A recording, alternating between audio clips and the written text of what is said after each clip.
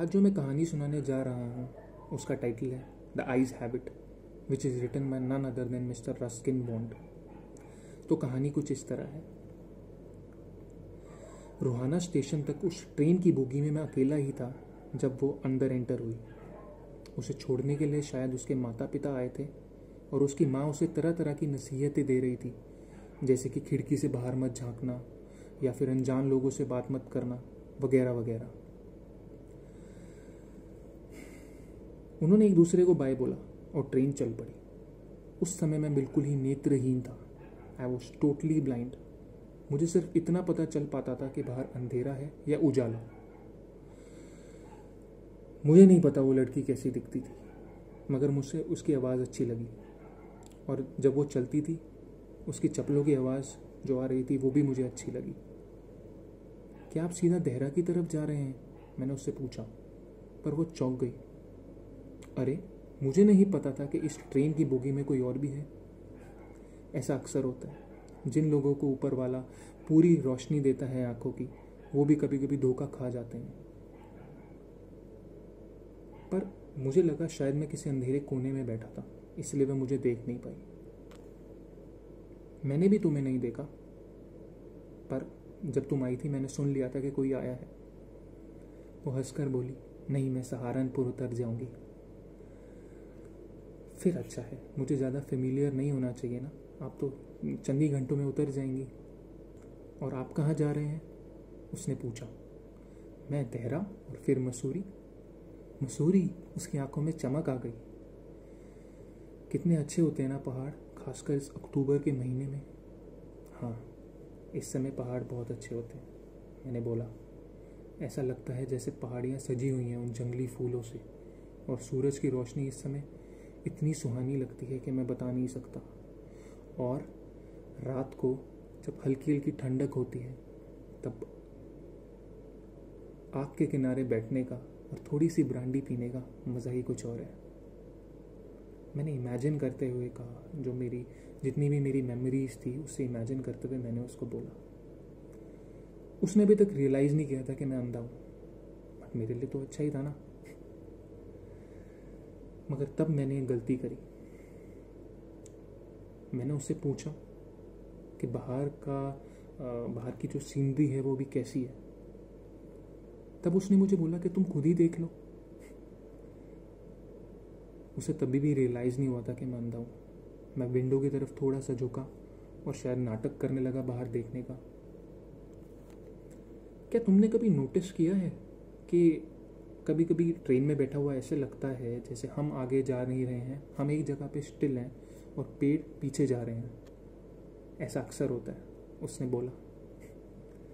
पर उसने फिर मुझसे पूछा कि बाहर कुछ जानवर हैं क्या, और मैंने बोला नहीं।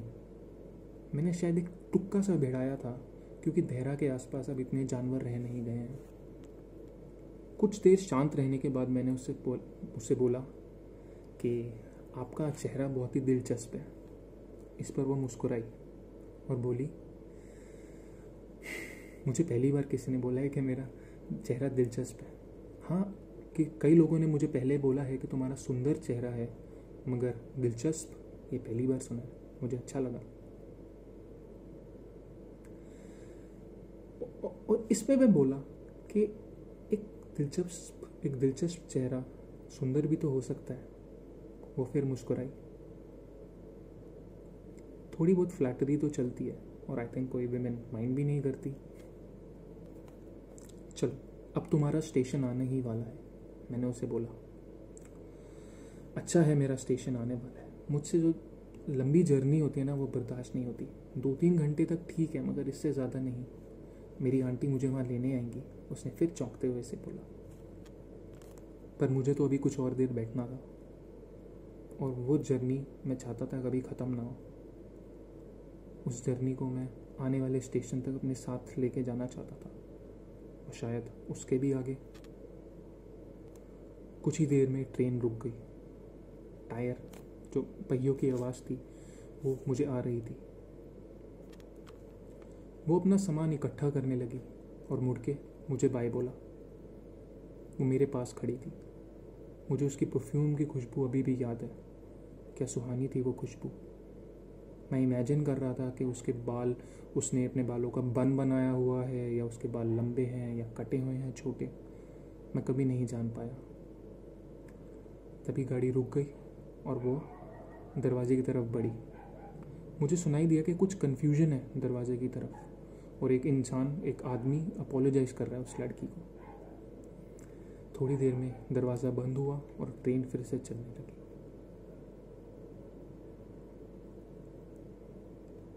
मैंने विंडो सीट फटाफट ले ली और मैं उसी लड़की के बारे में सोचे जा रहा था। तभी मेरे सामने जो आदमी आया उसने मुझसे पूछा, कितनी दुख की बात है कि आगे आने वाली जर्नी में तुम्हारा जो साथी होगा, जो तुम्हारे साथ सफ़र करेगा, वो इतना खूबसूरत नहीं होगा। वो हंस के बोला। हाँ, वो बहुत ही दिलचस्प लड़की थी। मैंने उससे बोला, क्या उसके बाल छोटे थे या लंबे थे? मैंने उससे पूछा। मेरे लिए वो जानना बहुत ज़रूरी था। मुझे नहीं पता क्यों, बट जानना ज़रूरी था। इस पर वो बोला, ये तो मैंने नोटिस नहीं किया, बट मैंने उसके बारे में एक चीज़ अच्छे से नोटिस करी, उसकी आंखें। कितनी सुंदर आंखें थी वो, बट उसके लिए किसी काम की नहीं थी। पूरी तरह नेत्रहीन थी वो।